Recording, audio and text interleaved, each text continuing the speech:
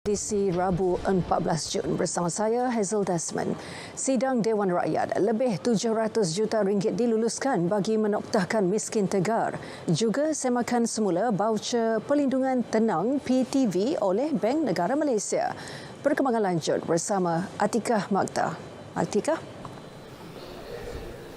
Baik, Hazel, sebanyak 750 juta ringgit diluluskan kerajaan melalui bajet 2023 bagi menoktahkan kemiskinan tahun ini.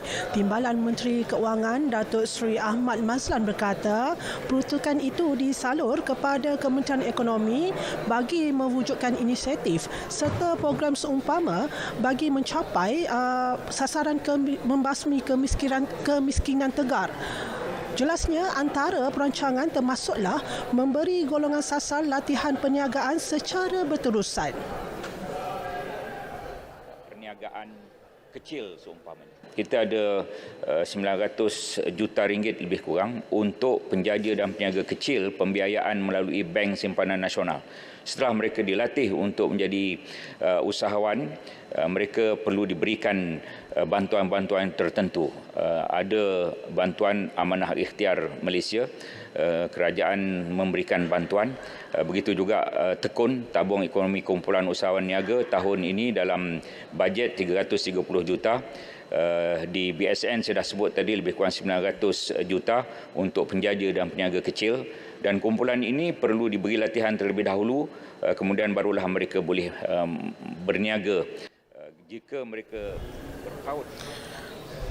Beliau berkata demikian ketika menjawab soalan tambahan Wakil Pasir Putih Datuk Dr. Nik Muhammad Zawawi Saleh berhubung inisiatif kerajaan menoktahkan kemiskinan tegar tahun ini.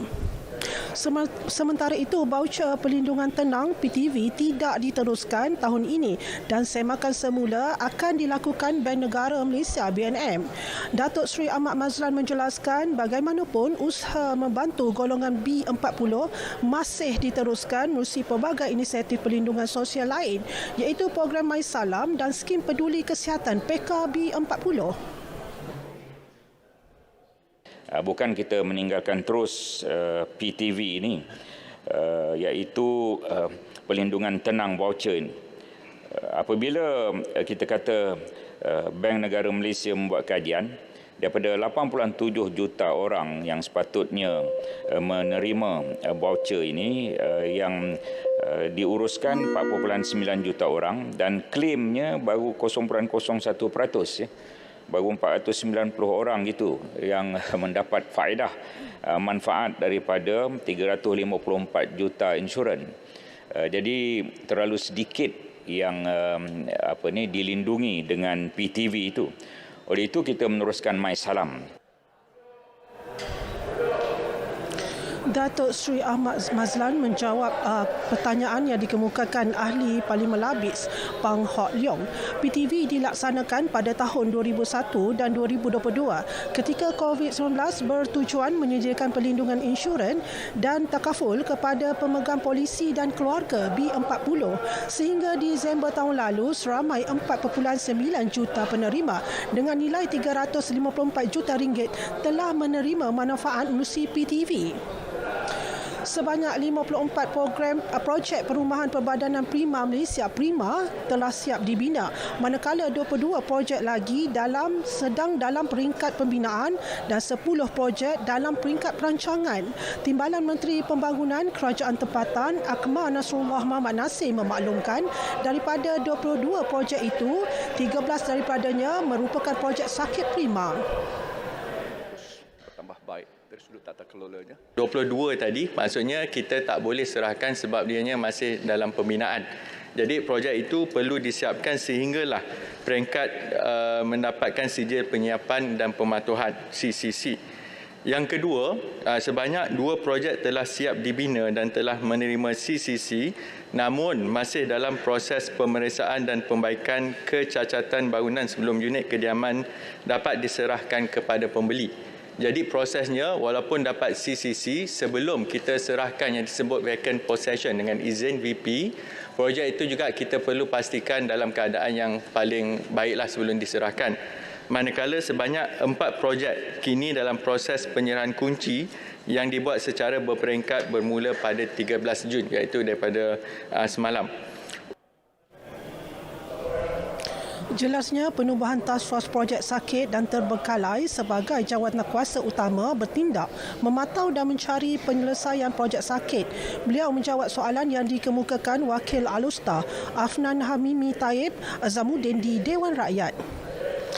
Sementara itu, bagi mana-mana projek perumahan yang siap dan mengalami masalah atau kecacatan, ianya masih tertakluk kepada tempoh liabiliti kecacatan.